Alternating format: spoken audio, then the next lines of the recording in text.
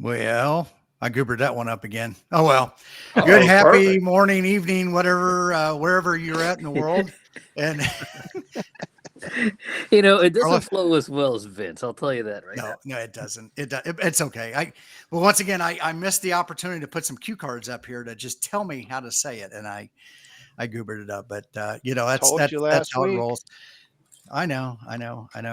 Well, good evening, good morning, good afternoon, everybody, and welcome to the Ham Radio Kids Table.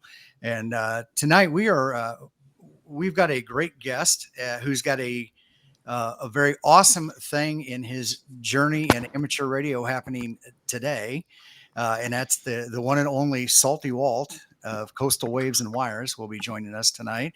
And Jeff is going to put on his best Vanna White letter thing there. So real quick, if we want to just go around the horn here, introduce ourselves, and Jeff, if you want to start. Hey, it's Jeff, Kilo 3, Juliet, Romeo Zulu. Good evening, everybody, near and far. Near and far. Carlos. Howdy, everybody. K9OL, Carlos. Buenas noches a todos. Venga, paga. And there we go. We have met our bilingual obligation tonight. Absolutely. Right on. So if you speak Spanish, get those questions in the chat in Spanish, and Carlos will be here for you. Mike, how you doing? I am doing good. It's WinLink Wednesday. It's Work Band Wednesday. We got the Ham Radio Kids Table.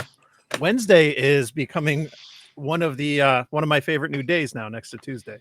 So I'm doing great. Awesome. Well, how do you feel about Thursdays? Yeah, they're good. They're okay. Just okay. Any day that ends in Y works for me. Yeah. All right. Well, we've got the man of the hour here. Walt, you want to introduce yourself and tell everybody a little bit about you? Hey, I'm Walt, K4OGO. God, it's starting to feel like, when you get to a point in life where you talk to K4, your call sign just kind of rolls out. It's getting too easy. I say it too much, but yeah, I have a little YouTube channel. It all started with me. I've lived on the ocean, by the ocean, or around salt water my entire life, and it's always been something that I grew up surfing, playing beach volleyball, and I've always noticed from a very young age that whenever I had my radio next to the salt water, the signal was better. And the channel, about 4 years now, my Coastal Waves and Wires have been building antennas by the sea and taking advantage of what we call the saltwater amplifier. And part of that journey over the last 4 years, I ended up having to work over in Europe away from the sea, which forced me to become a better ham and start playing with different antennas there as well. And all that came together as I'm an engineer and started out as a draftsman way back in the day, and I always sketch my antennas up and make a little sketch of what I was going to build, and that kind of got popular in the social media world of my Instagram or whatever. Everyone would say, "You should do a book. You should do a book," and I kept saying, "I'm going to self-publish a book." And then I was contacted by the ARRL and said, "Hey, we would like to publish your book." And I was like, "Yeah, you got it. Let's do it." And today it's available. It's Salty Walt's portable antenna sketchbook. So it just came out today. I'm very proud of it. It was, a lot of work, hard work, but it's almost, I'm pinching myself. I can't believe this. I can actually call myself a published author now. It's kind of cool. Well, that is awesome, and I do have a QR code there that links back to the ARRL's website there to purchase the book. If anybody is interested in that. And now, well, you were talking backstage, Dayton. You are going to be at Dayton, Yes. and ARRL will have the books there for purchase. Are you going to be set up at any time for autographs? I will be.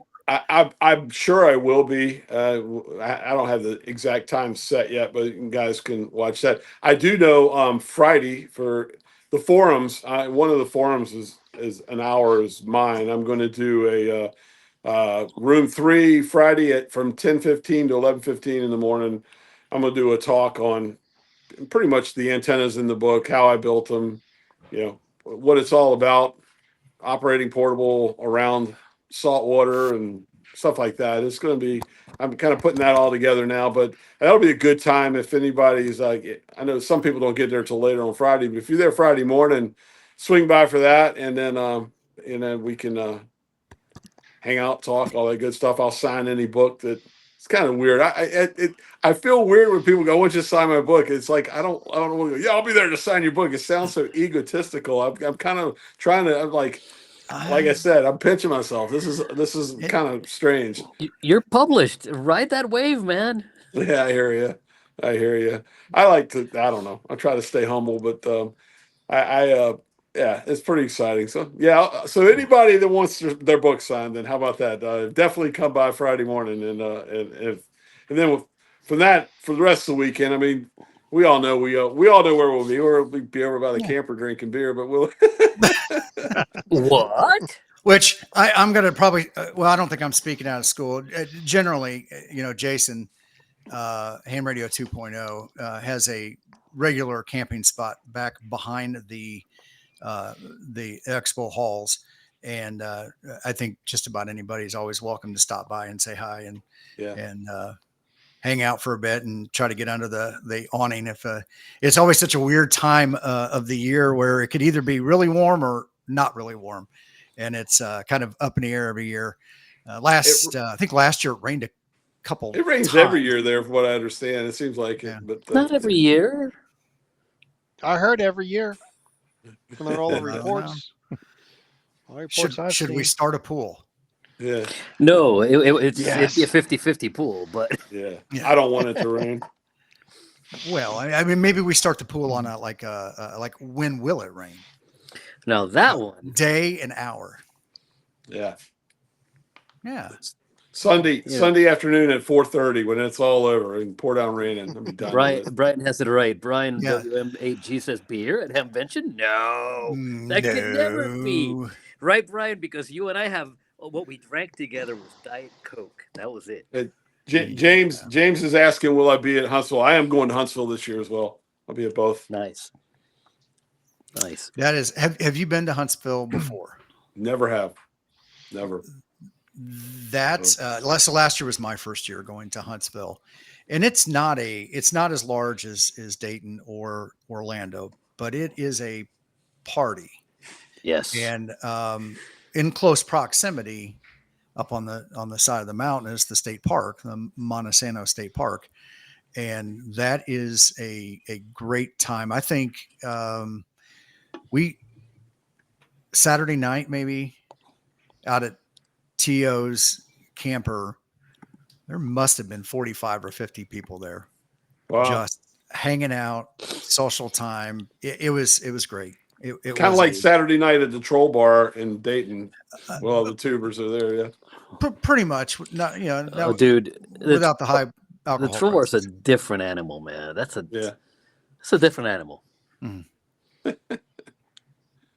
But yeah, definitely. So, Walt, tell us a little bit about your ham radio journey. How long have you been licensed, and what got you into it? Well, I'll be honest with you. Before I became a ham, I was one of those bad guys, one of those guys on 11 meters that acted up and didn't do what they were supposed to do. I came from. I'm not ashamed to say it. I came from the 11-meter world. You're one of those unruly freebanders. I cannot confirm or deny that, but I went clean. I went clean. You know what I mean? So I did. You went legit. And for like 5 years now, I've been a upstanding law. And I'll be honest with you, ever since I've become a ham, I've stayed on the channels and never gone above 12 watts PEP SSB on 11 meters. I think what they call it, statute of limitations is passed now, so I can say, yeah, I'm good. Yeah. I think so. I grew up in CB radio too, where it was kind of the free for all. The intergalactic kegger was going on, according to the guy from Men in Black. What was his name? Anybody help me out there? Tommy Zed? Is it Zed? Yeah, the guy that ran the show, right? Zed's dead, baby. Zed is dead. Yeah. But What is that actor's name, by the way? Rip Taylor? Was it Rip Taylor? Rip Torn? Was it Rip Torn? That guy was hilarious. But yeah, so I came from when it was the intergalactic Kager on there. Tommy Lee Jones, I think you're looking for. No, not Tommy Lee Jones. It was. Hold on. Oh, sugar. Men in Black, Zed? Yeah, Agent K was Tommy Lee Jones. There you go. Yeah. Hold on, I'm pulling up the IMDb's. Rip Torn. Rip Torn. Right. Rip Tide, Rip Torn. That's close. We're in there. Hey, we're joined by Vince. How you doing, Vince? Good after evening noon. Welcome to the Ham Radio Kids Table. Yeah, as you can well imagine, I hosed that one up again. Just a little. That's okay. And you weren't even there to bail me out. That's because, from time to time, Tim, and this is a Canadian compliment, you're a hoser. Okay. Yeah. All right. Take off, you hoser. Yeah. I got Exactly. The love we get here. So Vince, you were saying you were a unruly freebander on 11 meters. I had that going on there for a while. I will tell you this though, on a serious note, leading up to, I've always had a love for radio. I've been a shortwave listener and a medium wave DXer since I can remember, and I've always enjoyed that. I would build. Before I became a ham, I had a dipole from one end of the roof to the other, and I had a Halicrafters, different radios or whatever. I would always just tune around and listen to broadcast shortwave because I'm this is the 70s. You know what I mean? I'm a teenager in the 70s, and that's what I did. And in the 70s, CB was so big. Did that. Started going for my novice, and I think 1975. I was 13 years old. Started learning code, and was going down that road. And then I just kind of got drawn over into the CB world so much that I kind of rode that through, and then got married, had a kid.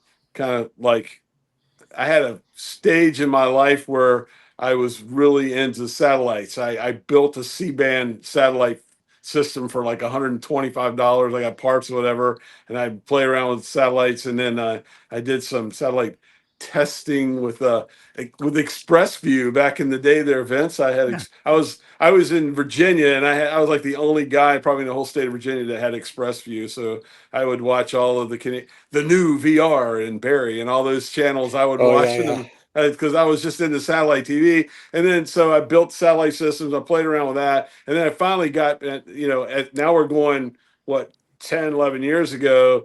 The solar cycle's peaking again. 11 meters is kicking off. You know what I mean? And I was like all about that. And then as we started coming down and 11 meters was sucking and everything was bad, I was like, it's about time for me to just get my ham license. So about 5 years ago, and here I am. So I've always kind of had a nerdy build in. Like I built a parabolic dish back in the late 80s, when I was in my late 20s. I built satellite stuff.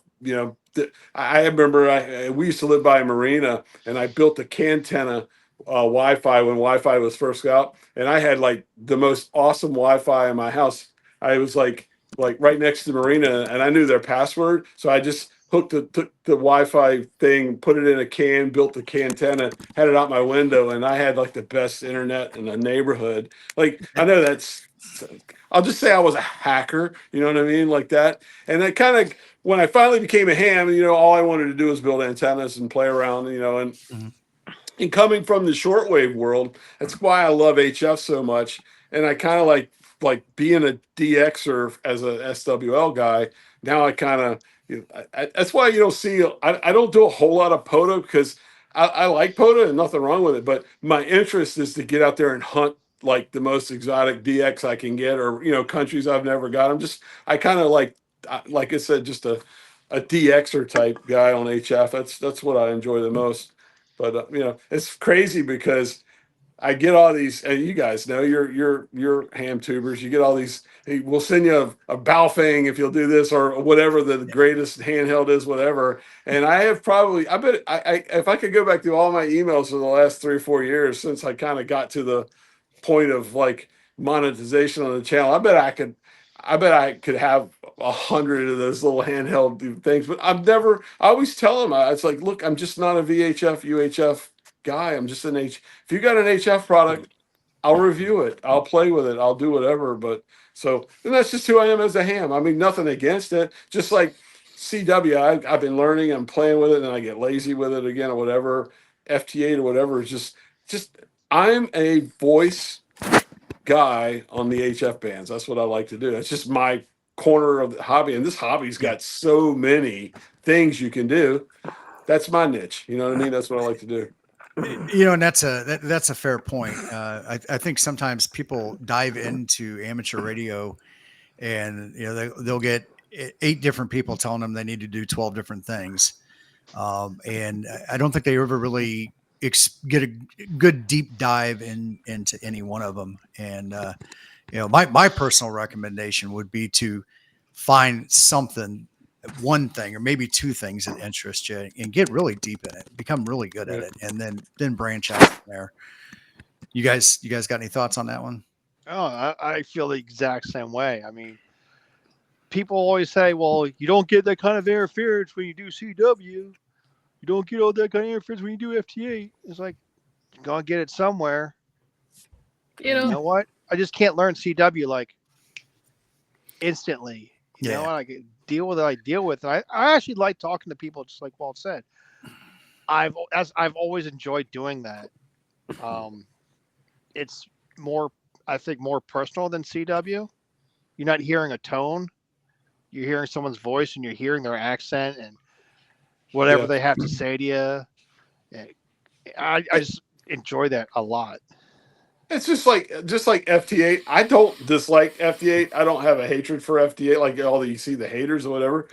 It just doesn't appeal to me. You know what I mean? So I don't go around bashing it or whatever. Because I think if I got into it though, what does appeal to me is propagation. And I think if getting deeper into FT8, you get to see where the signal's going a little bit better than just operating voice. That might be something in the future I play around with, but yeah, like I said, I jokingly have said before that Marconi spent his whole life to try to be able to make the human voice go through a wire and get on the other side, and we're all trying to get back to and take the voice out of it and put data on it. You know what I mean? It's like it is what it is. But and to be fair, it is the next evolution. I mean, when you think about it, it's putting voice out there.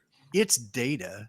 It's just analog data versus digital data, right? So it is another way to communicate. And I think one thing that at least I hope to convey with this channel is that it's okay to do other things. We don't need to be hung. It's not Grandpa's Ham Radio anymore. Right. You don't need to be hung up in the past. There's a place for everything, and whether it's a FT8 or FT4 or the next digital mode that hasn't been created yet, when we get around to starting to shove more data in there. I'm sorry, Spark Gap is the only way. Spark Gap is the only way. Well, so Quirky QRP's got a great quote in the chat. Yes, he does. I say, do anything and everything you want in the hobby. The hell with anyone who says that's not real ham radio. Right. That's right. Exactly. It's a good way. Damn straight. They can get bent. Yep. Please, everyone in the chat, join me on 2 meter FT8. It's please. I beg of you. No. So do it all. Mike, I just bought a 12 element beam for 2 meters. So I don't think that I don't think I'll make it to New York with it. Yeah. Well, what the thing depends is on your altitude. And this is where I think Walt might like some of the stuff on the upper bands. If you play around by large bodies of water and you get some of that tropo, it's pretty surprising sometimes what 2 and 6 and whatnot can do. So I get that, because I'll tell you something I do enjoy, and I'm going to with SDRs now. Something I really want to do when I get back to Virginia is I want to just run an SDR on the entire FM broadcast band for like days at a time in the summer when tropo is going on and sporadic E or whatever, and then come back I love watching these guys go back and go through the data, and you see a signal pop up and go listen to it. I kind of enjoy like sporadic FM broadcast DXing as well. I've had some pretty cool things happen to me. Like I know my son and I were driving. I think we were in Delaware, Jeff. We were on our way up to I think Massachusetts or something. As he was playing hockey, he was like a teenager, and we're listening to the radio on 13 and driving up 13 on Delaware FM radio. You know, switching around. He likes rock and alternative rock, whatever. And we get this really good station, and it sounds like crystal clear. And the guy goes, "The Twin Cities station, you know, da da da, K whatever, you know, Minnesota's da da da." And I'm thinking, holy cow, we're in Delaware. And then I'm explaining to my son, I say that this is called sporadic this is what's going on or whatever. And my son's like, he's like, "Wow, Dad, that's interesting," or whatever, you know. And that was before I was a ham, because I was a DXer. I understood, you know, what was going on. So I think if I eventually, as I get older, if I had more time, like I said, I'm working a job that demands 50 to 55 hours a week. And when I retire, I will probably then expand and go into the other parts of the hobby as well, like 2 and 6 meters, Mike, stuff like that. Yeah. So one of my Elmers always says, like, you know, when we have time for the hobby will have time for us. And Right. That's so true. It's, you know, there's so much that you can do. It's I think for a lot of us, it's just, it comes down to time, more than anything.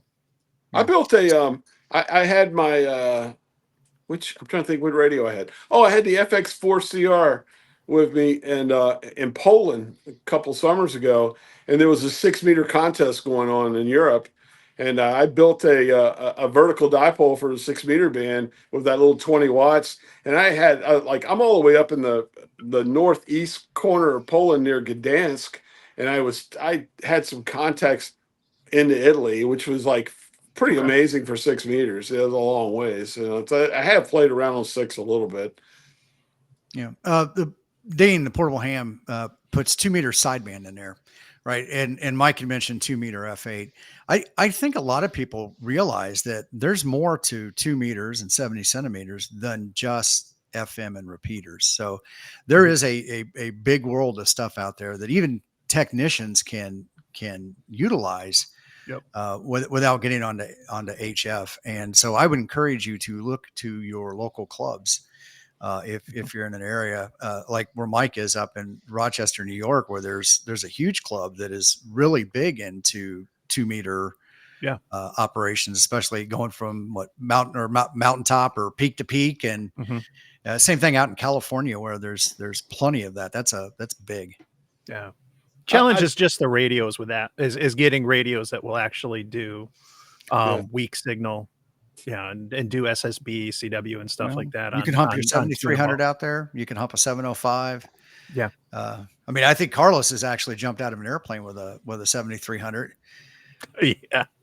Might have dropped an arrow Nice. radio too. I haven't dropped the 7300 like Shane, but yeah, I've taken a 7300 up in the sky. And Carlos is like, if I'm going to drop a 7300, I'm going to go big or go home. If I'm going to drop 7300, I'm going to just go and cry in a corner, because that's going to be terrible no matter how you skin it. That's why I love cheaper radios. You know what I mean? Like yes, I mean, just get a G90, man. $399 on Black Friday, man. You're good to go. You can drop that thing, go buy another one. The nicest radio I've ever bought, I have it right here in front of me, is the FT710, and I bought it to go out on the beach. And then after I got it in here and cut, I'm like, I'm not taking this thing out on the sandy ass beach. Wow. Speaking of the G90, I almost said something like this earlier. So Radiodity, if you are watching, what we need is a bundle that includes the G90, Walt's book, and then maybe some speaker wire or a couple on. I've got it. I've got the answer to that, Mike. Radiodity contacted me today. I don't know if you guys may have gotten a contact from them or whatever. I'm sure usually when one ham tuber gets an offer, they all do. They've got a new HF 60 meters to 6 meter vertical coming out called the HF 009. Have you guys seen that yet? I think got I an got email email from about them, it. but I haven't read it Yeah. yet. Yeah. Well, I got one. I got one Yep. coming. I'm going to do a video Hmm. for him on it. But You know, it's basically it's the JPC 12, but it's the coil is encapsulated, and then it's got a lever below where you can go up and down like a little scale. I guess that's what it looks like. So I'm pretty excited about that. That sounds interesting. So we got the book. You had shared that the ARRL had reached out to you, and I think we were saying this behind. So you want to go a little deeper into that? Yeah, I mean, if you guys follow my channel, I've kind of also I've been defending the league a little bit lately. There's been a lot of chatter and stuff. I've seen some other guys doing it. And I don't know how you guys feel about it, whatever. And I've gone behind the curtain, so I know the guys there now. I know everybody, and I'm not just saying this because they did my book, but it's a heck of a responsibility to what's going on with them. They just went through, and I know this because I've worked for a company that had the same issue. When you get an attack on your network the way they did, that you don't need all the chatter of everybody else on the outside telling you, yeah, look, you guys can't even keep logbook of the world up and da da da, all the negative shots Yep. that have gone at them in the last couple years, a year and a half.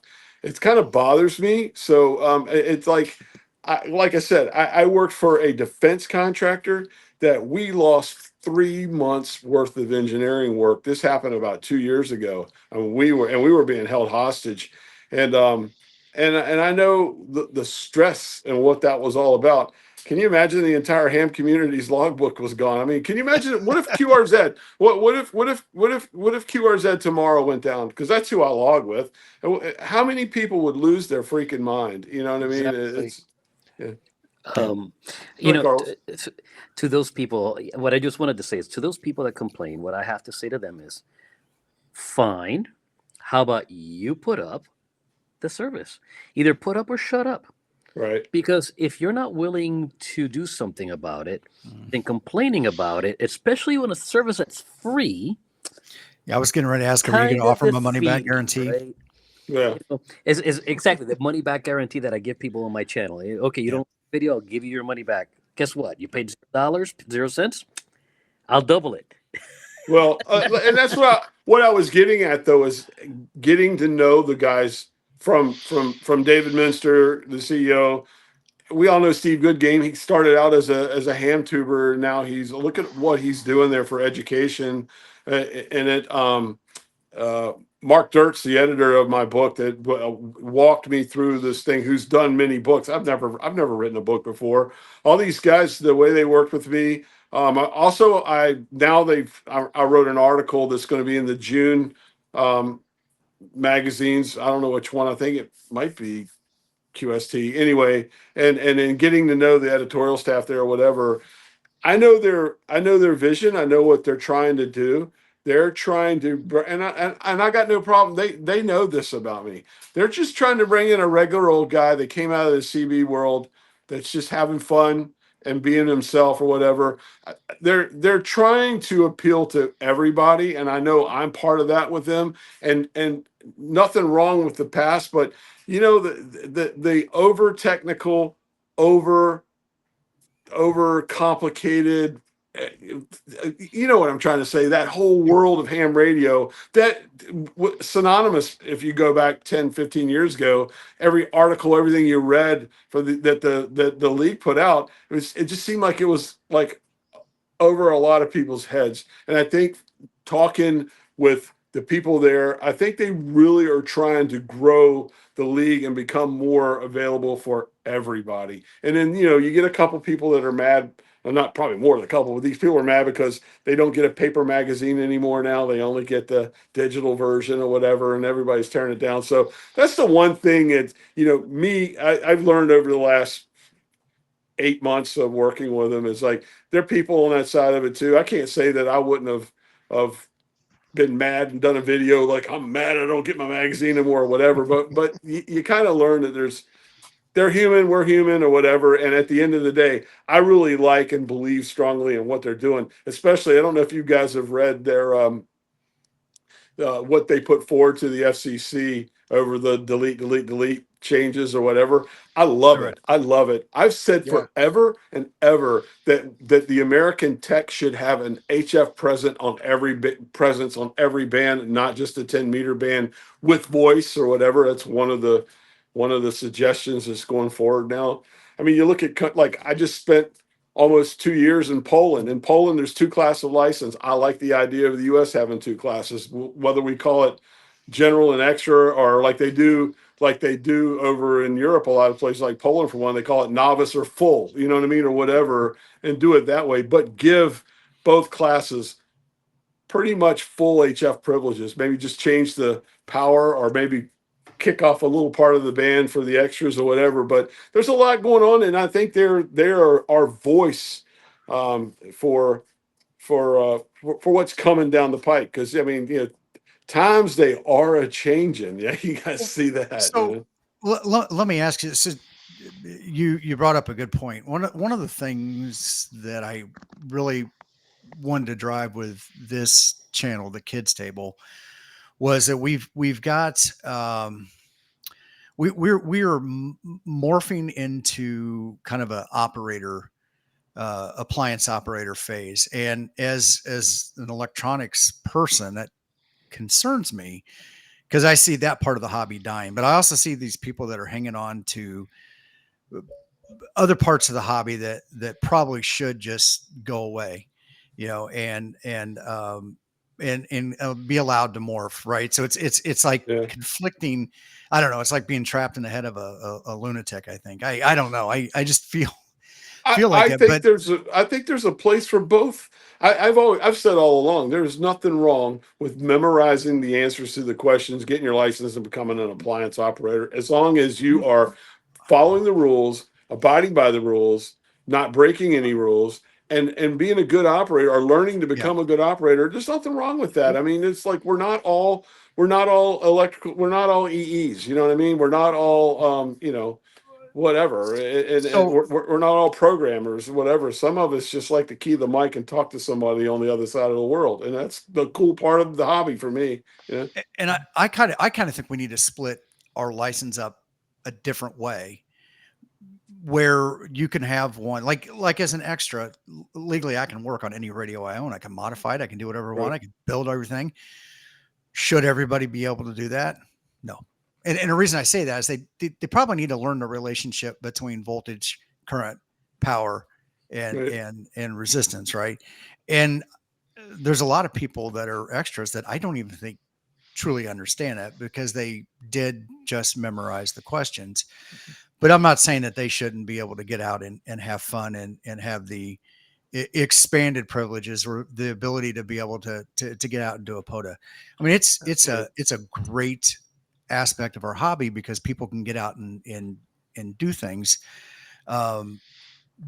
But should they be modifying something? I'm not saying that they shouldn't try it or do it, but I think there's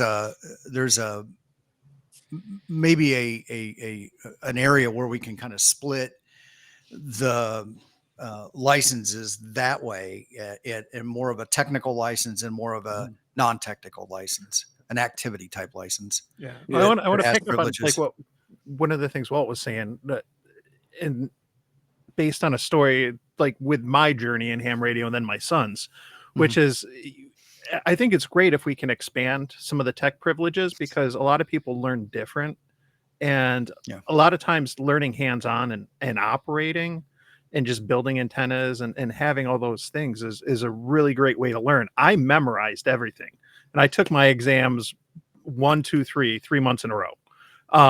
And then I got out and I started operating. And at that time when I was operating, my son had gotten his technician through a class my club did, but then he was studying for his general, and we didn't have a class until the fall. So I was helping teach him, but I had already operated and started doing POTA for a couple months. And just by being out there and on the air, building an antenna and all this other stuff, I realized as I was going through some questions with him one of the days, I was like, I actually know this now. I'm not doing this based off of memorizing or some simple cheat hint to remember this. I actually know this. And it Mhm. kind of dawned on me. It's like, wow. And it was, I didn't learn it because I was reading a book. I used audiobooks when I studied, but I learned it because I did it and I'd done it enough. And I think that there's definitely something to be said for that. And the more that we expand some privileges and you give them harmonic privileges on say 20 meters too, at least, for HF, or maybe 40, then they can experiment with all kinds of antennas and take advantage of that and learn some of that stuff. So I agree. There- I've always said, Mike, I've always said that the license doesn't make you like the greatest. A license to me, a ham license, is a license to learn. Yep. That's what I think That- it is. And that is exactly what I say to people when they pass their test. I first welcome to the hobby. It's a hobby of 1,000 hobbies, or 1,000 rabbit holes if you listen to Ham Radio Workbench. And you now have a license to learn. No, Speaking, sir. No, sir. If you listen to the Ham Radio Workbench, it's of $1,000 a week. and then just to Mike's point, and thank you, Carlos. I love your brother. Just to Mike's point, there are 3 types of learning. Oops. There's that learning when you study for something. There's that learning when you apply those skills. And there's that learning when you have to get better at it so you can teach somebody else. Right. And if you really want to dig deep, you start teaching somebody else, because it forces you to take a really hard introspective look at the subject matter you have at hand so that you know you're right, Yeah. if nothing else. That's good. Good call. You So- know, Tim, you were talking about the privileges too, and this is what I loved so much about Poland when I was in Poland. The lower guys, the novice entry level in Poland could use 100 watts, and they didn't have they didn't have a portion of the band. Like when I first started going to Poland, I was a general, so I had to operate as a novice under the CEPT thing in Poland. The first trip over. So I actually gained privileges. I gained below 14,225 and 20 on the 20 meter band, and I could use up to 100 watts, which I never rarely do that anyway. But in Poland, you have, as a novice, which I think our techs should have on HF, every band, every frequency, you can't go above 100 watts. You get the full license. You get. I take that back. Every band in Poland with a novice, except for 12 and 17, the WARC bands. So when you got the full license, you could go up to a kilowatt, and it opened up 12 and 17 for you. And that might be the answer too, something like that. Like kind of force 12 and 17 to be the tech smart guy, whatever you want to call it, bands, you know what I mean? And just don't give the techs those 2 bands. And that answers kind of your question too, Tim, or kind of settles it for you as well, you know? Yeah, I think the one other thing that I hear, and I'm kind of curious on how you guys feel about this. It seems like as soon as somebody takes a test, they pass. It's what do you like when they get general? Well, when you get your extra, when you get your extra. I think that personally, I kind of feel like we don't give them enough time to just go and experience it before we push the next test on them. And I know we want to get people licensed and we want to keep them in the hobby and everything, but in a way, I kind of think that almost has a negative effect. It does, because from my experience, as a VE and getting a new licensee like 10 years ago, I actually tried to force myself to get my extra before the question pool expired, only in a few months. It's like 3 months, and it psyched myself out of it. And I'm kind of glad that I didn't take my extra and never thought about it until recently, because it gave me time to get on the air and do different things. Mm-hmm. And as a VE, I always tell people, like, if they just got their technician, we do recommend that they get their general, just because 30% of the general comes from the technician question pool. So they're already in the study mode, just continue a little bit more and to get the more HF privileges. But when people want to get their extra, I say, well, do it when you're ready. Don't force yourself to learn it and study it, and maybe, like me, psych yourself out of it. Do it when you're ready. And when you're ready, you'll 100% know agree it. to that. I was one of those guys, like Mike said. I was a guy that I did my tech and general at the same time. Bam. So I started as a general, but I was a general for a couple years, almost 3 years before I got my extra. And the only reason I got my extra is just so I could say I was an extra. You know what I mean? It's Yeah. like what I gain out of it. I'm a guy that's always been QRP or 20 watts or whatever. I've guys, you know what it did? It opened up the lower half of the 20-meter band for me. Basically, is all it did for what I do. But I wanted to, if I'm going to be a YouTuber and sit here and build antennas and show everybody how to do something, I felt like I should have the credentials of saying that I passed the extra exam. You know what I mean? It's like, Well, so when I talk to people about this, I ask them, I said, what's your why? Why do you want to get an extra? Because it is a commitment, and it is more than memorization, because there's a lot of yeah. formulas, math, and science that you need to kind of understand, and especially if you don't have a background in there. So if you have a why, you want to get down, in the lower part of the band, open up some more frequencies. Do you want to get involved in contesting, where that opens up an area where you can get into Europe, that you may not get in the general portion of the band? There's the why, right? Or it could just be really cool, and that's what you want to do.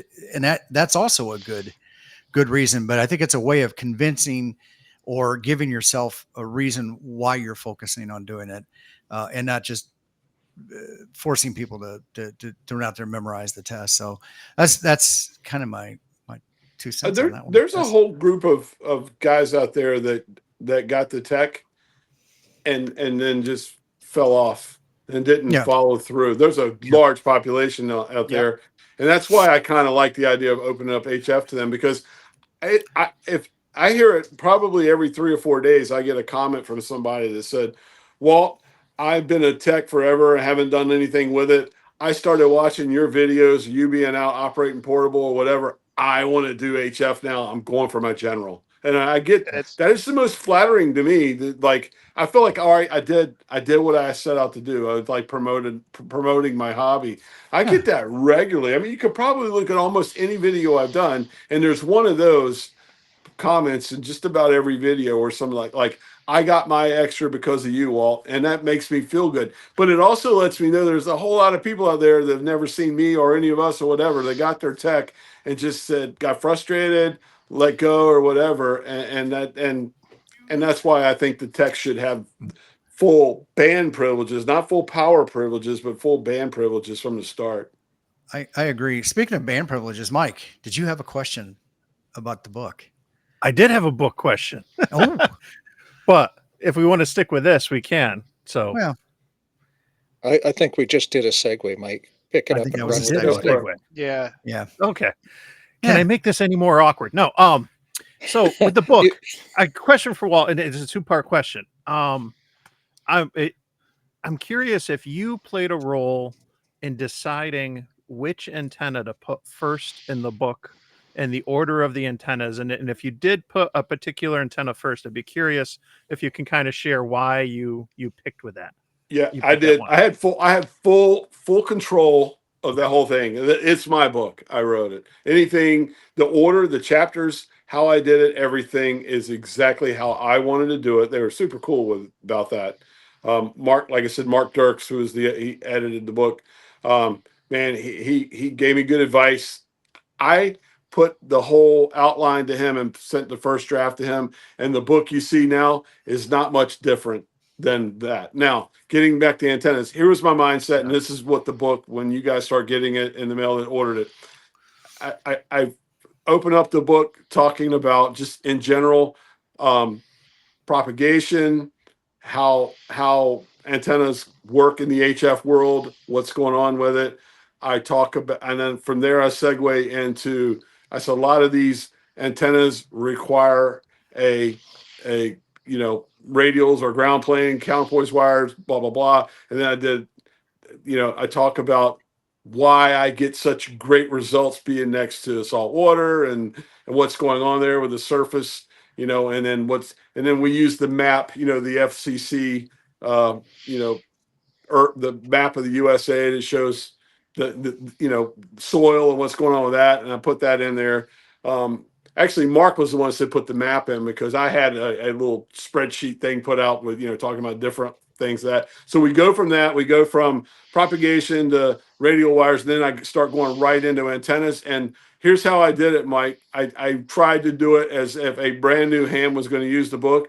And the very first antenna I did was a quarter wave vertical basic antenna to get started. And then from there, I think I went to a half wave vertical. And then we started getting into like Ribicoff and 17.5 and then the Coastal 20 antenna that I did and all that and random wire verticals. The whole first half of the book, I think it's 7 or 8 antennas are all verticals. And then the second half is everything else. I did like inverted V's, the square loop that I built. I don't know if you ever saw that video of a square loop, and the twisted sideways delta loop on a pole, all those kind of off the wall, the slinky antenna and all that was towards the end of the book. But to answer your question, I tried to start the beginning ones as if I thought of a brand new ham's going to start building his first 2 or 3 antennas. Let's do it that way. We'll do it like a quarter wave vertical, half wave, and so on. James Hannibal, James, Corky. James beat me to it, damn it. Corky QRP. I'm going to rebrand and sell a box of salt and says it has 6 dB gain for HOA hams. Not a box. You need to put it in the blue bucket. The blue Only bucket. That's the key. Only a blue Oh my bucket. gosh, I'm looking at the blue bucket's like right there. But yeah. So I understand there's a little bit more in this book besides antennas.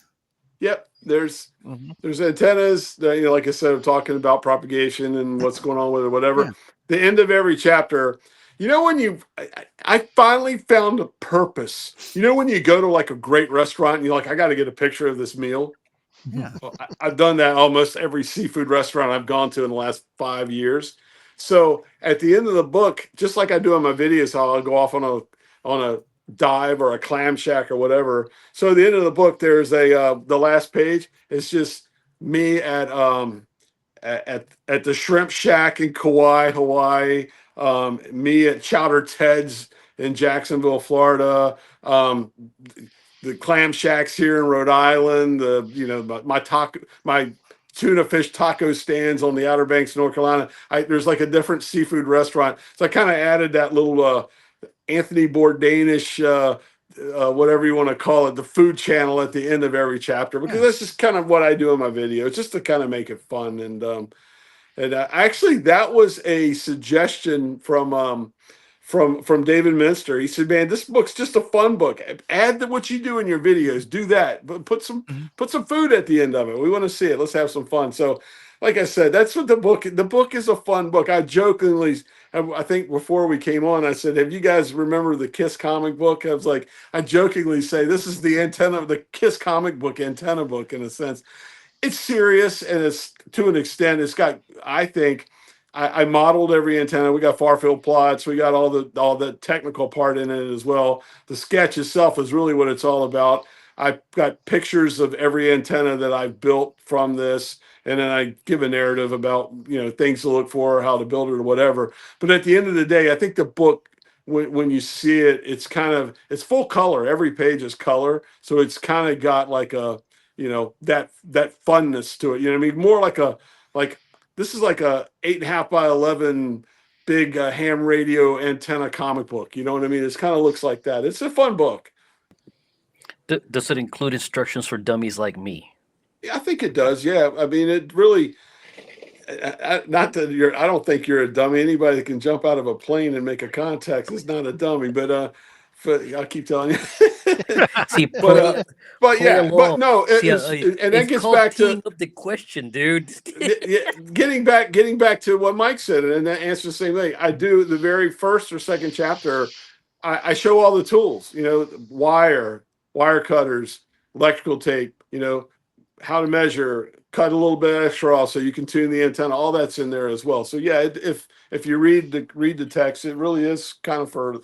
Like I said, I really wanted it to be geared more towards, I don't want to say the dummy, but the newer guy, for a noob. Well, and the guy that wants to know where to go get good seafood at, right? Yeah, that's right. That's right. Yeah. Now, are there beer pairings in there too? No, Or is I that left or off is the that beer for or is that pairs. I for should have probably volume put 2? that in there. Yeah, the Is that for volume volume 2 2? will. Volume Yeah. 2. Okay. But Well, that's yeah, it's like I said, it's a fun book, and we even joke. I think the advertisements you see it. It's like it's not the Mozart antenna book; it's the Jimmy Buffett antenna book. It's what it is. It's, I like that. But if it encourages people to try new things, get out there and just say to themselves, and I got this a lot from your channel and some others early on, was like, oh, I can do this. I can cut some wire and wrap it around a lug on an unon and see what the tuner will do. And so if it gets people willing to experiment and just try new things and stuff, then that's a huge win. yeah, You, I you know, one agree. thing Hopefully that's what it does. one thing I like about your illustrations, I think it kind of harkens back to a time in the past where that was the only way. There wasn't video and all on all these other different mediums for you to get it. A lot of times we learned as amateur radio operators out of publications, out of the QST magazine or whatever, where there were illustrations, copy on mechanics and things. And this kind of goes back to that heritage where you have a physical drawing that you can look at to help build those things. You're not having to pause and stop and go back and rewatch things. You've got a diagram right in front of you. And I think that is another neat thing about this book. And I'm looking for it. I bought mine today. Like I told you earlier, I'm an analog guy. To me, that's analog. You know what I do for a living? I 3D model and build ships in a computer. I build digital twin ships in a computer all day long. So I got to that stage by bending over a drawing board, going out and measuring things and drawing those same ships on a flat 2D piece of surface and learning how to be a draftsman, and it evolved to that. So maybe that someone will pick this up and, like you said, with these little sketches, and they will evolve into being a antenna engineer or something, RF engineer or whatever. Sometimes a picture's worth 1,000 words, right? Yeah. Mm-hmm. The pictures really do matter. I mean, I asked that initially, kind of teeing it up, but they really do matter. They show the person how to actually, it should look at the end, or at least in the interim state, depending on how you're building it. So at least that's how I build things. I'll look at it and go, yeah, I can do that. And then I'll look compared to the final and go, I should have played an Albuquerque, Yeah. It's and like I said, I've always, everything, like my wife even laughs. She bought a bunch of pictures, and our living room wall is curved. I live in an old house that was built in 1891, and it's like the living room is a turret, like a castle turret. So I went and I measured it. I measured out between the two windows where she was putting the 4 pictures. And then I sit down, did the math, and I sketched it all out with the windows in it, whatever. And my wife looks at it, she goes, "Oh my God, you can't do anything without sketching." It's like just who I am. I mean, it's how I. So I laid it all out and sketched what I was going to do. But you know what? When I put those pictures on the wall, they were perfect. You know what I mean? Like, what's the old saying? The old saying is something: give a man, give a man a hammer and everything is a nail. Well, the man with the drafting pencil piece of paper, well, is going to sketch everything. Yeah, I bet she was something like, "Walt, I just wanted you to hang up the pictures." Right?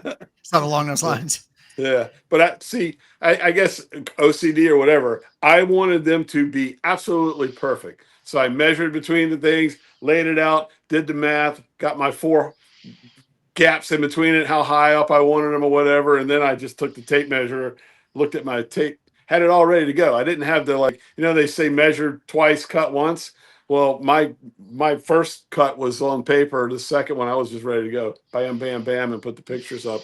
That's kind of how I am with the antennas too. I'll have an idea. I'll sketch up the antenna and, take a picture of it on my phone. And as I'm building it, remember, okay, yeah, this one has got to have, it's a random wire vertical. It's 35.5 feet or 35 foot 6 inches. So I got to cut the driven element for or whatever. And then I just go out and do it.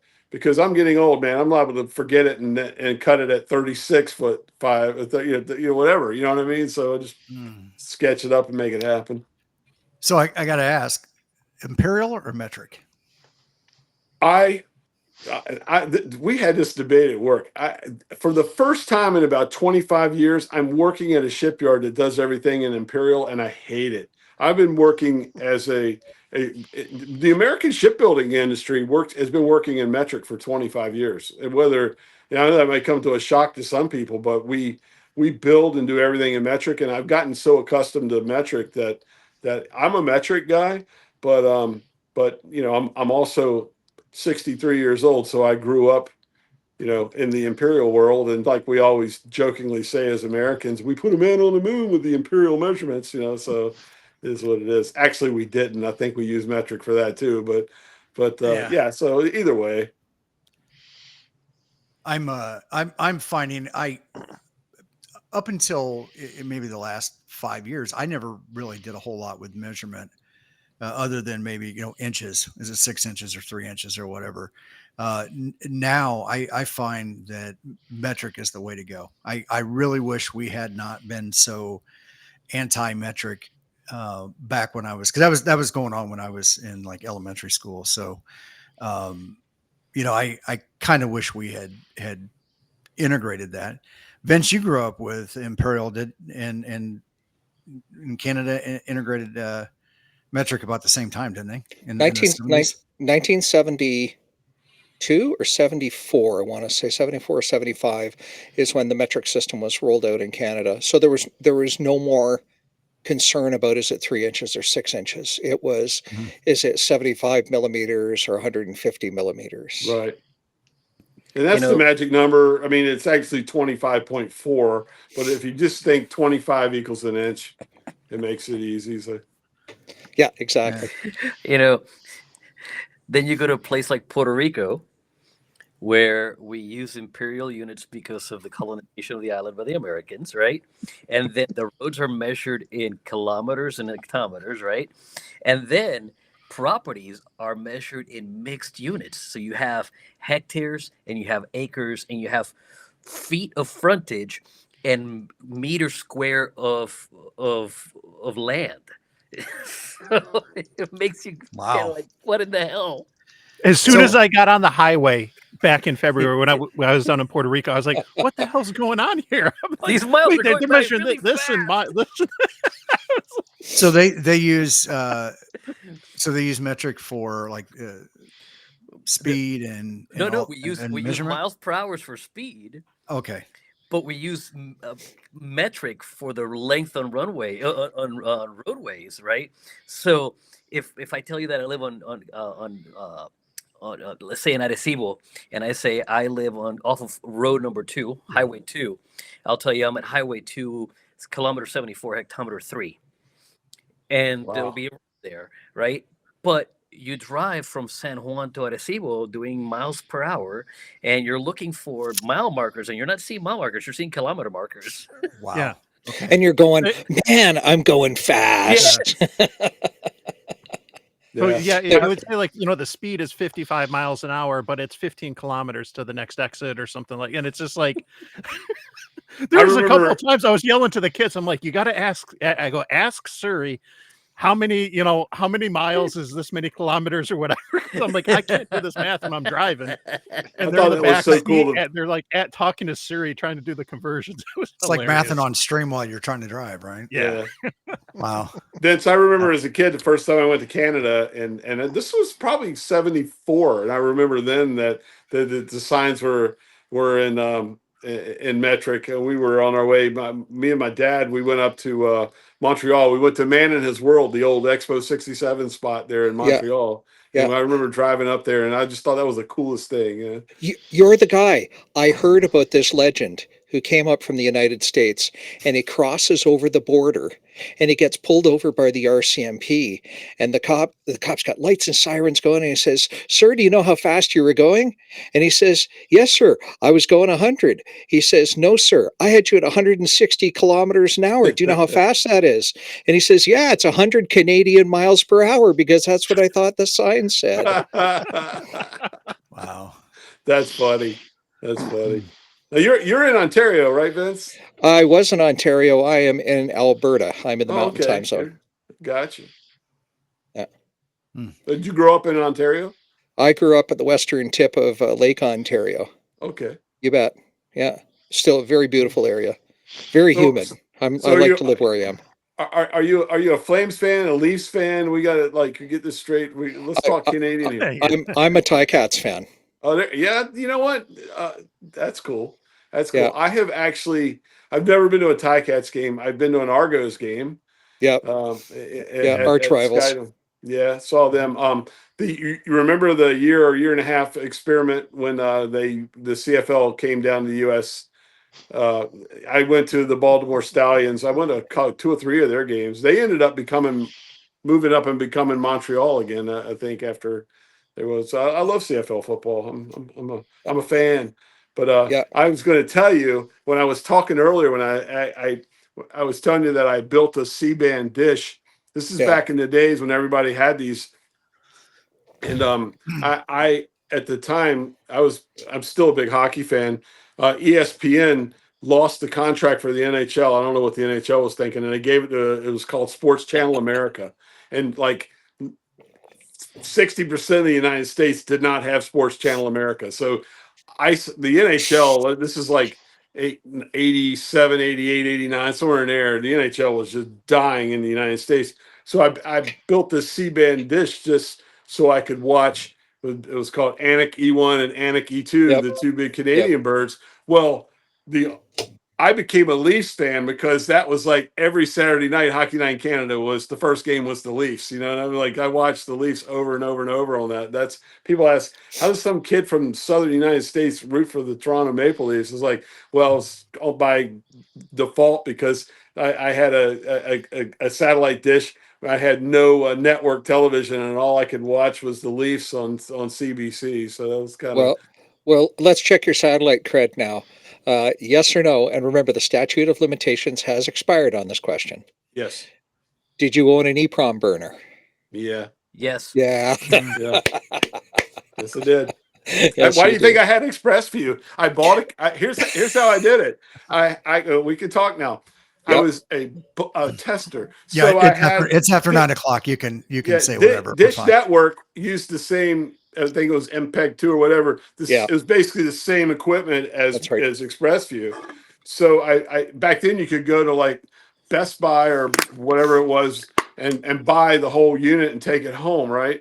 So Yep. I bought it, took it home, pulled the card out, put it in the little magic slot, get on the internet, write to the card, pull it out, stick it in, boom. And I had, what was really crazy is that ExpressView had every NFL. I didn't need Sunday Ticket because either from the Maritimes all the way to BC, every NFL game was on one of the global stations that I could get on there. I could flip around and watch football or whatever. So that was pretty cool.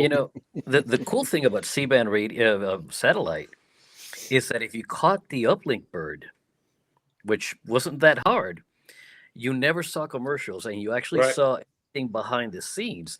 So, and we're going to commercial and you hear the broadcaster in the background, it's cursing, blah, blah, blah, blah. Yeah. Here's players cursing, that's the fun part about C-band. That was fun. I remember those days. That was a lot of fun. Was the C-band the smaller of the two? Because there was like a K-band also, right? No, That was like K even used the little one, and The little C one. band K was used the little big one, one. the bigger one. Yeah. Okay, yeah. Yeah. So yeah. So I mean, I shaped out a parabolic dish out of chicken wire, and it worked. I mean, so it was like I was back then. It was necessity. I wanted free TV. Now I'm building antennas because I want to have fun with ham radio. But yeah, it was kind of cool. But yeah, it was that was a good time. They called them buds, big ugly dishes. I was a bud guy back then, and was really into satellites. And like I said, that morphed over to testing, as we called it, on the KU, the little dishes. Right on. Very Yeah. cool. Sounds like there was another generation of spoofing there. Yeah. Yeah, there were several generations of spoofing back in those days for certain. Yeah. There was I mean, that was, and you got to realize too, this is when the internet is just now happening, you know what I mean? And that's how everybody started learning how to do it. And then, it was writing code to program the card and all that stuff. It was fun. Oh, hell. Frack magazine, man. Frack. Yeah. Frack 2800. Yeah. Yeah, you bet. And downloading EPROMs off of somebody else's BBS site at Yeah. I did that. 9600. I can. Well, I will just go ahead and say yes. I did that. Yeah. Since we're Yeah, past 9 p.m. Yeah. That's you what I mentioned, did. you mentioned BBS, Vince. I'm sure Don just probably fell out of his chair. He's about ready to start typing in the chat. I won't tell you how many of those I ran, and on really strange hardware too. It was a fun time then. I ran a 1 or 2 in my day. Indeed. So wait, Walt, in the book, what's your favorite antenna out of all of them that you put in the book? Probably the Ribicoff. That antenna just amazes me every day. That just simple 25-foot, Oh, 7.6 meter vertical with a 4-to-1 on the bottom, and fed with a ground plane underneath it. Mike and I both had something really awesome happen yesterday to both of us at the same time. I did a video when I first learned about that antenna. I was searching. I saw it on an old. I was in Europe and I saw an old Italian magazine or something, and discovered that antenna. And I looked all over YouTube trying to find, and one person had done a video on it, and that was Tim G5TM. And I told him, I was like, hey, man, I'm going to mention you in the video. I'm not copying you. I want to build this antenna. I built it and I had so much success with it. And then Mike goes, hey, Walt, I'm going to build that antenna. And I remember he's like, he built it. So And I getting plug back both to you and Tim in it. yeah. So yesterday, I got a comment on one of my Ribicoff videos.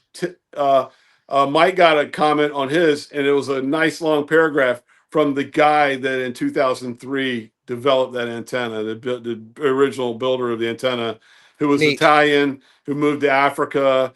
He explained why it was called the Ribicoff. Ribicoff means like fishing in Russian, but his wife's maiden name was Ribicoff. It was kind of funny. It was really cool. Me and Mike at the same time, we started messaging each other. Hey, check this out. We both got the same, very similar comment on our videos from that guy. So that was kind of cool. But getting back to your original question, I think that's my favorite antenna as far as performance. My favorite antenna as far as the build and how excited I was when I built it is probably, I took a Delta loop and on a DX commander pole, and I built it as I pulled it away with a second one, kind of like a bow, like a slingshot. Yeah. And what I did was, it was a full wave for 10, but the upper portion of the top was a quarter wavelength, and then the rest of it, that made it a third altogether, and then in and out. And that was fun because I was I could really, moving that thing around, could see the directional gain I was getting. And I remember before I went out there, I didn't have Alaska yet for my 50 states, and it was 10 meters. This is 2 or 3 years ago, so we're still 10 meters isn't really kicking like it is now. And I remember I got the coordinates for where Alaska was, and I moved it over there. And sure enough, I hear a guy, and I come back to him, and he was in Alaska. So that was fun. That was a cool experience with that antenna. That antenna is in the book. It's in the book. It's called Delta Loop with a Twist. Very nice. That sounds very exciting. Well, I look forward to picking up my signed and autographed copy when I run into you down in Xenia this year. Absolutely. Yes, and just as a reminder, here on the screen up there in the top is a QR code, down also at the bottom right now, for the book through the ARRL's shop site. But as Walt had mentioned, he will be at Dayton this year, Xenia, Hamvention. I get all this ham stuff messed up. And so you can pick up a copy there, and he's a very approachable guy. Just step up, say hi, and I'm sure he'll sign the book. And sign your shirt, sign your bra. I don't know. Yeah, he is not salty at all. No, just saying. I wonder if Walt knows that he is the most popular YouTuber in Reddit. He probably does not. I don't. Yeah, a couple. I think it was a week. Not. We're going to find that link about a week ago. Yeah, it's a little bit. There was a Reddit post on our amateur radio, and Yep. asking, who your favorite amateur radio YouTuber is.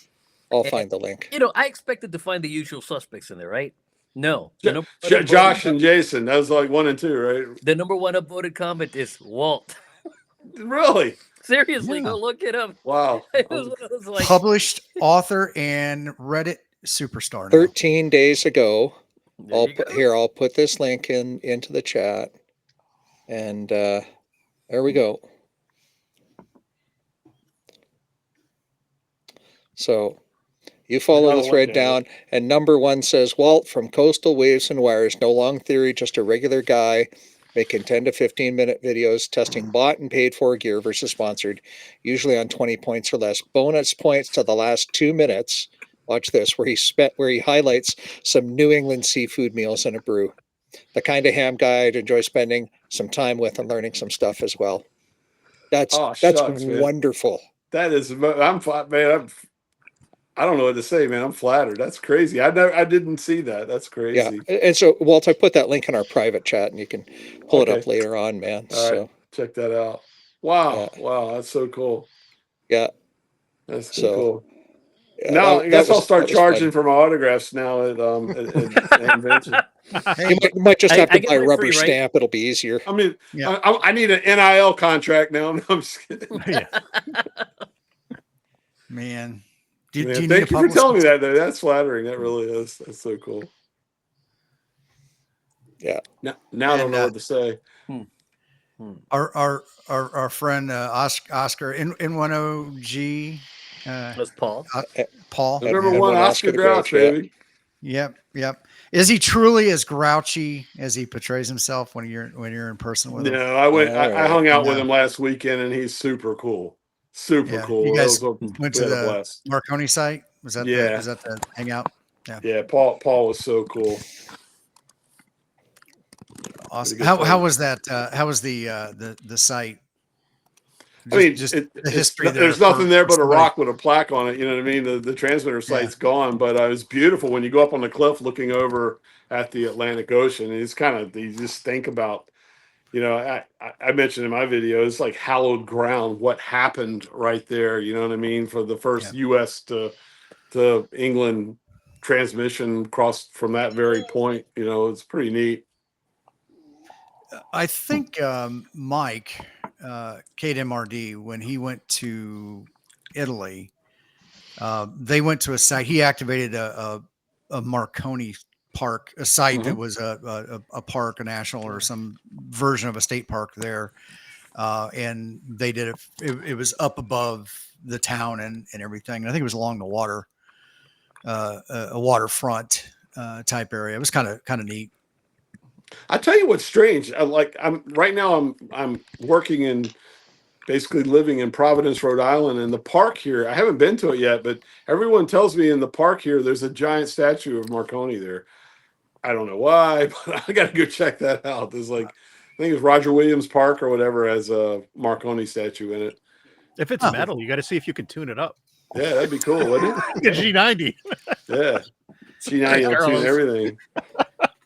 Just drive a screw into his left butt cheek and see if you can tune it up. So, speaking of the Grouch, do you guys know what do you guys know what he's up to?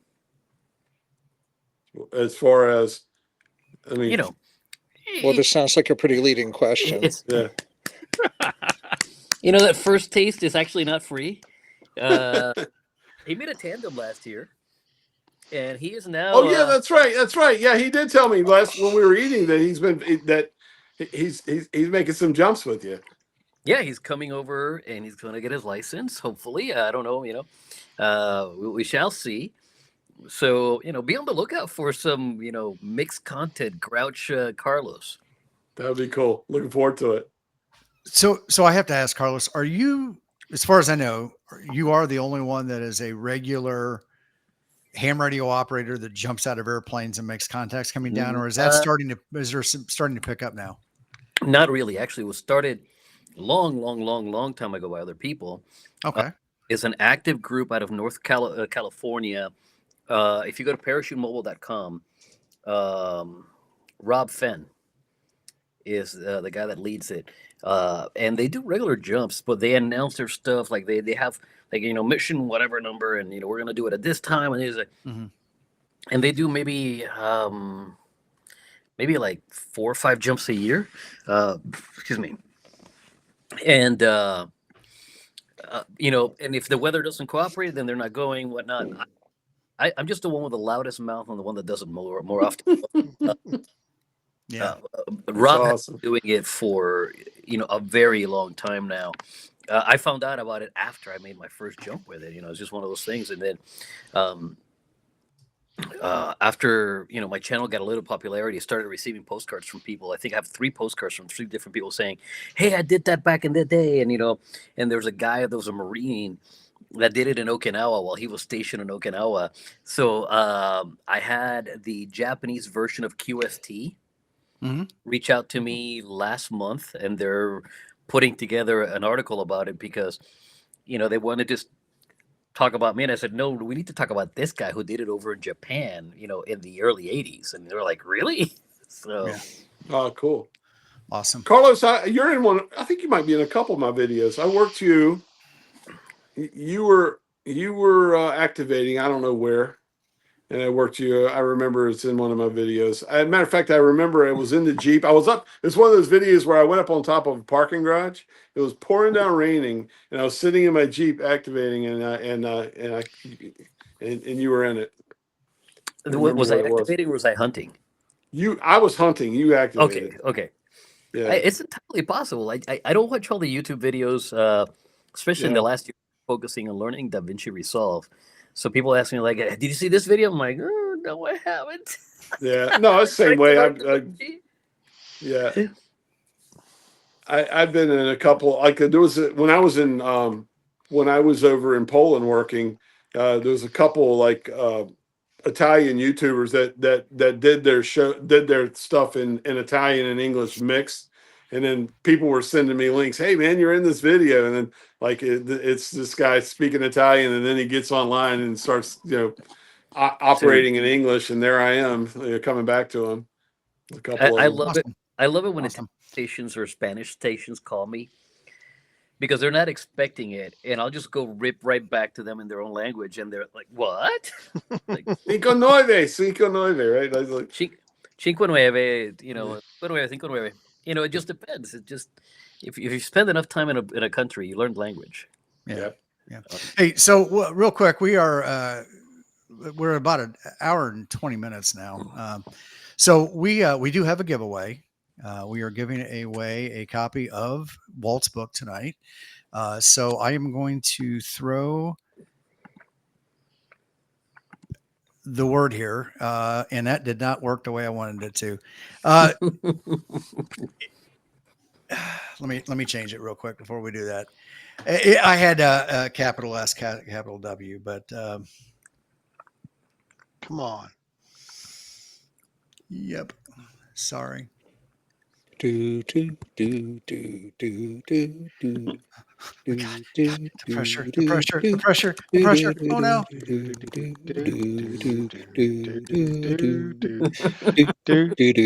Okay. So, Salty Walt, let's get it loaded up. Salty Walt in the YouTube chat, the Ham Radio Kids Table YouTube chat. Salty Walt, all uppercase. And you might be the lucky winner. Does the winner get a signed version of the book? if they can find me in Dayton, it'll get signed. This one will be drop shipped. So speaking of Dayton, you're going to be there. You have a forum on Friday. Yep. You're going to be at the ARRL booth at some point in time signing books. Yep. Have you been to Dayton before? Yep. Was there last year? Okay. Do you have goals this year on what you're going to try to accomplish while you're there? This is a massive place, man. No, I know. Last year, what I did was I went there, and I'm going to do pretty much the same way this year. It's going to be a little harder this year. I went there last year with the intention of doing absolutely zero filming. I didn't want to be a YouTuber. I wanted to be a ham radio operator. I wanted to go and just take it in and enjoy it. Might be a little harder for me this year. I'm a little bit more popular than I was last year, I think. And even last Just a little year, bit. I mean, last year, I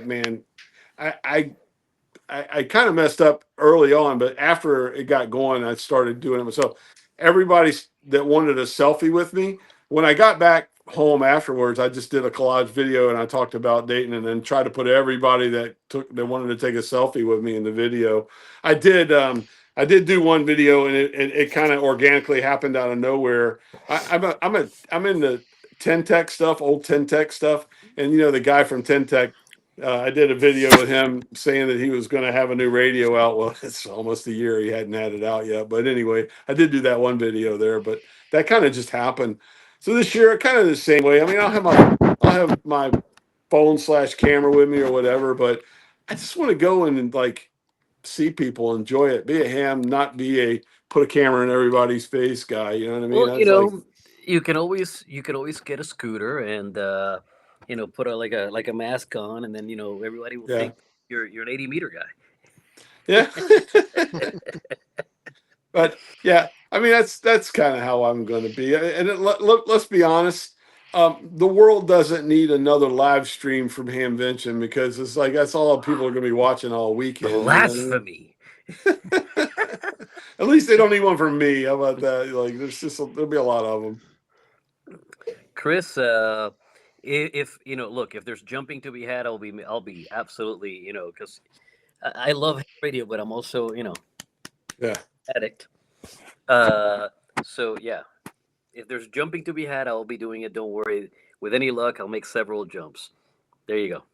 I like especially one of the reasons why I like getting there early on Friday. Although this year I'll be doing that thing, but I like going out on the track and going through all the old junk. You know what I mean? First, that's one of the first things I want to do when I get to Dayton before everyone else, because there might be a gem in there. I want to buy it before anyone else does. You know what I mean? But, Last year, I think it was last year, someone bought an 891 with a 12 amp hour bioeno and something else. It was a tuner of some kind for like $450, and it was on within the first hour of the track opening.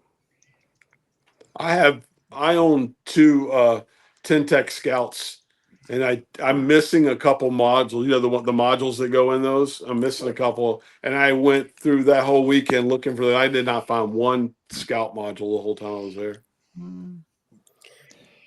Well, should we do our draw here, Mr. Tim? Yeah. Although I will say this: bring cash when you go to the Yeah. to the boneyard. Money. Cash talks. I'll tell you that. Cash talks and bullshit walks. There you go.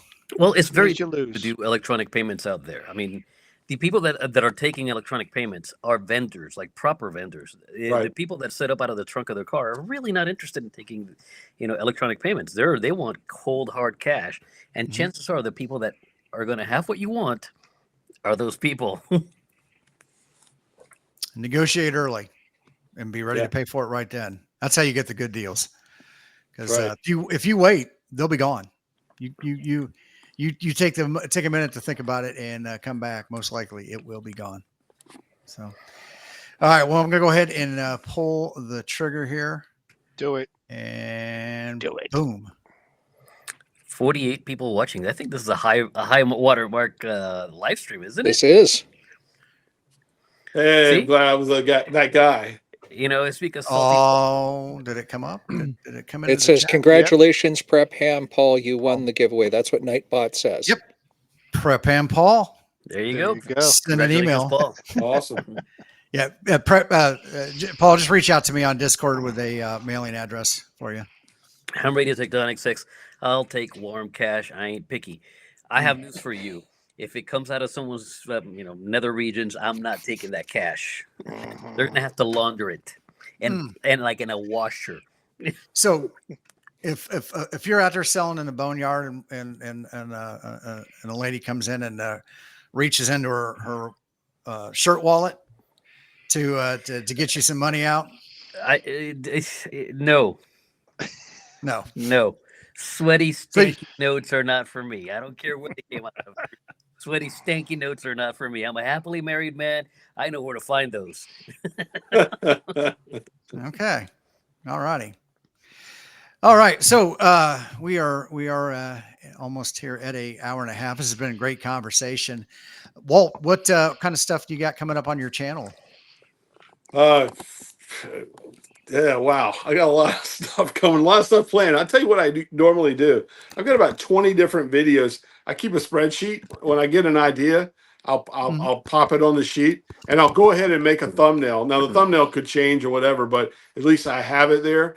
Right now, I still have a few Chinese antennas that I'm going to play with. I don't want to like go too deep down that rabbit hole. I just did a video because every time I do a video that involves something that was made in China, I get the all of the Chinese. yeah, exactly that. But I actually we can have week before last, I think I did the JPC7. Well, I got a little 4-to-1 that I did the little plugs for to put in the JPC7. I'm going to hook a wire across it and make a delta loop out of the JPC7. Probably do that real soon. Although tomorrow I'm flying back to Virginia. This is going to be a long weekend in Virginia. I don't know how much I'm going to do radio wise. I got a lot going on. I just got a really cool retro radio. I'm going camping the last week of May, and my wife and I just got a camper, and I wanted a radio that I could just leave in the camper that will not be something that I would like, oh man, I want to play with that one. So I bought an FT450D Yaesu for the camper. So I want to play around with that and do a little retro video on the old, because I always thought that was a really cool radio. Coming from the world of radio that I did, that was a really big free banding radio when it first came out, and it was a radio I always wanted to own, but I didn't. So I bought one. So I you see on eBay the ones that are in Japan, the Japan sellers. I bought one from a Japan seller, and I had that thing in 4 days. I couldn't believe it. DHL. So in the box, ready to go. So that's good. So we'll have a FT450D video coming soon. What I'm going to do with my book now is I don't know if I'll do chapter by chapter, but I'm going to jump around in the book. I'm going to take the book and build one of the antennas and do a video on each antenna in the book. One of the things I always get criticized for, they're like, yeah, you say how to build, but then all you do is tell how long the wire is and you tape it to the pole and get on and operate with it. Well, if you're doing an 8 to 10 minute video, that's kind of how it is. But I think what I'm going to do with each one of these is I'm going to go right down to measuring, stripping the wire, putting it on the unon, taping it to the pole, laying out the counterpoise wires, whatever, and kind of maybe do a video on if not every one of them, but a lot of the antennas in the book to kind of go along with the book. So that's the other idea. So we have a development in the chat. Prepam Paul says he would rather see you in person and have you autograph a book. So he said ham forward. So I didn't do anything with it, so I can hit the re-roll button here. So hit that re-roll button. Re-roll. Here we go. Well, Tim is re-rolling. I have a challenge for Walt. Sure. Can you get me an antenna? I'm not saying get to me. I'm saying tell me what antenna to build that I can tow safely behind me. Ooh. Right? Because right now I am limited to infant half waves, right? Because I need to be able to tow. If I tow the antenna wire and the counterpoise right next to each other, they just cancel each other out. It doesn't go anywhere. Right? So I challenged Paul. I challenged Walt to help me engineer a solution that allows me to take something other than an infant half wave so that I can test different things in the sky. You're going to have to turn your body into a counterpoise. That's what you're going to have to do. You ever think about getting some Faraday tape and they taping like stripes down your arm and around your leg or whatever? I know just the guy who can help with that. I was going to say, yeah. I think I'm Ready Rookie will be all about that.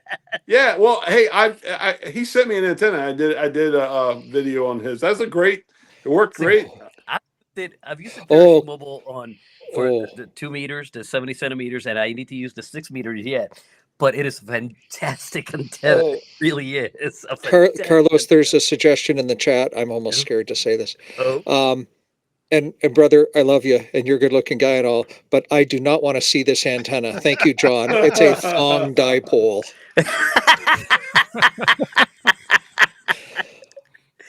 Oh man. All right. Moving on. so there's the challenge for Walt. If you Yeah, can think of it, let me I got know. to think about this. So one. wait a minute. Are you challenging Walt to design a thong dipole for No, you? no, I'm a no. Thong no, That's what I dipole. just no, heard. I mean, that's how it no. all came I'm out. challenging Walt to design an antenna that I can take in the sky safely. You know what? I got an idea. And Mike, I have. what do you, wait, Mike's built this antenna. So this antenna I came up with called the Coastal 20 is Mhm. basically 17 and a half feet driven element, which you could fly behind you, a 4-to-1, and then about a 3-foot counter. So you could take the 3-foot counter, like from your back to your heel would be the counter, and then the 4-to-1 dead center of the back, and then let the 17 and a half fly up behind you. That may work. It's a That pretty may good antenna too. It works pretty well. work. It's That called the may work. Coastal 20. It's in the book. So the thing is, though, Carlos, you have to jump with the blue bucket though, with salt water.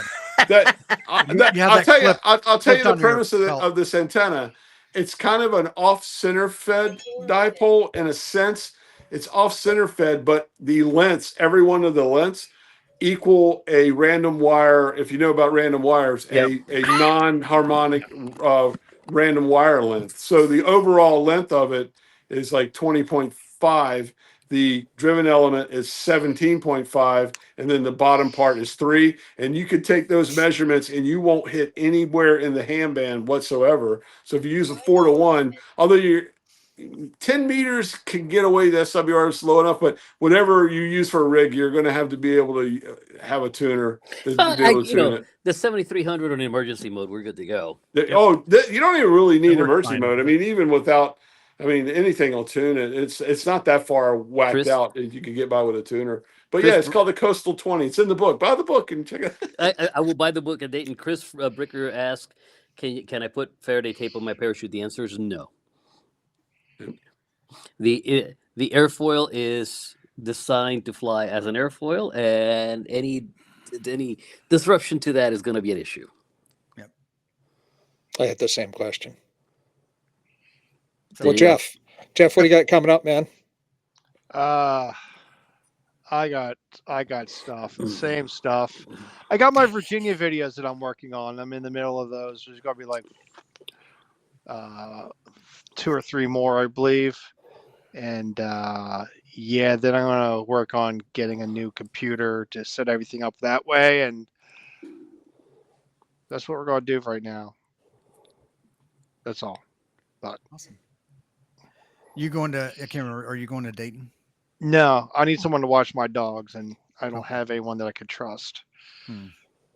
Because I know what happens at kennels, vets where they board animals. I know all the bad stuff that happens, and I need someone I could trust with their lives, because it would be their life. Rover.com.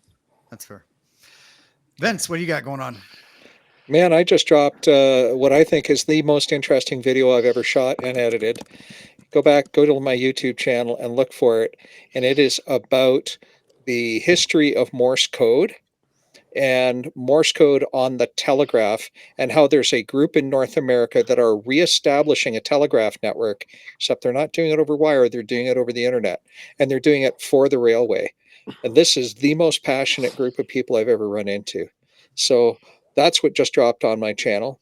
If you are really bored on Sunday morning, I have to tell you that the Hamvention Forums Committee was dragging the bottom of the barrel when they asked me if I would present on Sunday morning in room 1.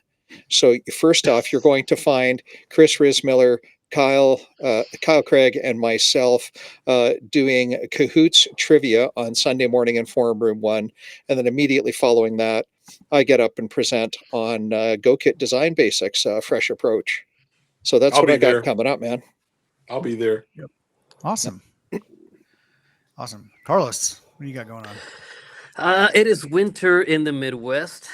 Not ideal temperatures aloft for parachute mobile. So I am turning POTA squares green. Today I turned the South Carolina POTA square green. Next week I'll turn another state green, and hopefully the week after that I'll turn another state green. With any luck, my first parachute mobile jump of the year will be at Hamvention, hopefully on Friday. Right now, the plan is to jump at Skydive Cincinnati. In the past, I've jumped at Skydive Greene County, which is literally down the street from the fairgrounds. I've had issues there in terms of lift capacity. So I'm hoping to avoid that by going to Skydive Cincinnati, which is another 30 miles down the road. Don't worry, 2 meters still works that far. Okay, so that's the plan right now. So if you're at Dayton and you are concerned about that, find Digital Rancher. He will be out there with his elk antenna, Roasting me. clearing a pathway and lighting up Carlos's Yeah, thong dipole. Look for the tallest amateur in the crowd. It'll be Rob. Yep. And he will have his satellite work rig with him, and he will irradiate me with 50 watts of juicy, spicy 2 meter goodness. Awesome. Mike, what do you got going on? This weekend is POTA Support Your Parks spring event. So each year, the last 2 years, this will be the third year I'm doing it. I do we call it a POTA Academy. I'm doing it with my club. We the last 2 years we've gotten about 30 or so people out, some brand new hams. A couple came one year from just upgrading to general. They had just taken their exams earlier that morning, but I'll be out Saturday in the park with hopefully a few dozen people from my club, and we'll be having fun on the radio, activating, and probably spending a lot of time looking at each other's gear and swapping stories. You know how it is when you have those eyeball QSOs and stuff, but I'm looking forward to it. It's gonna be a good time. Sometimes I think ham radio operator stories, ham stories, are like sea stories for us when we were in the Navy. You know, there's probably a bit of exaggeration and embellishment in there, but nonetheless, they're fun, and that is a important part of this hobby is that social aspect. So really cool. Be on the lookout for no crap. There I was. That's right. Man, I found an antenna and it was this big. That's fishing, but you know what I'm talking about, right? How about you, Tim? What do you have coming up on your channel?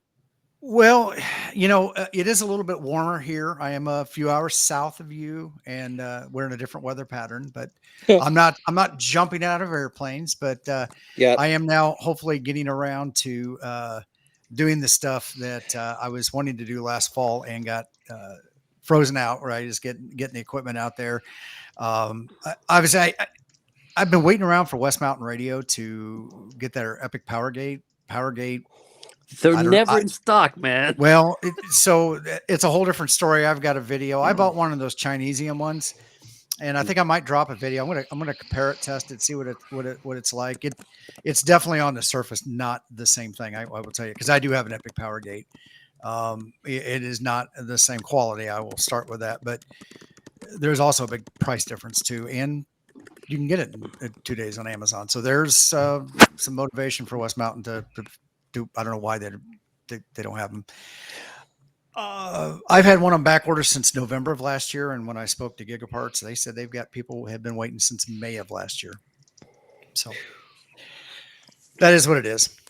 But nonetheless, guys, gals, we are going to go ahead and wrap it up here. Once again, links are in there for Walt's book.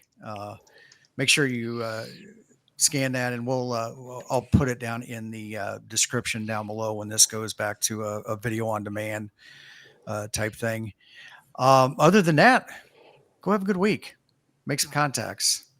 And, guys, thanks so much. This has been a blast. I really enjoyed it, and thank you for having me on, promoting the book per se, but book or no book, I'm just happy to be here, man. This has been great. Thank you. And I feel like thank you for coming on here, because I think we scooped those other Ham Everybody. Radio Cruise. You We did. scooped This them is the all. first. This is the first one. I was my buddy above me there, Mike. I was supposed to be on Friday night with him, but I'm flying home tomorrow night, and my wife has me pretty much scheduled through the weekend, so I'm not gonna. I I'll have won't be plenty of playing drinks any for you. ham radio. I don't think. We'll allow Mike to play excerpts from this interview on his.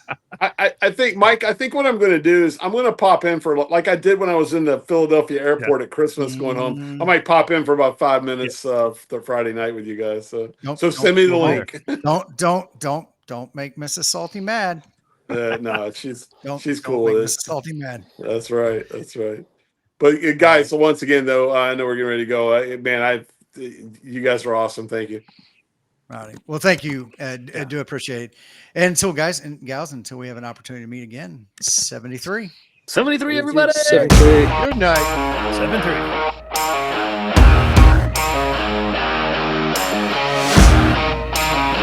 Goodbye.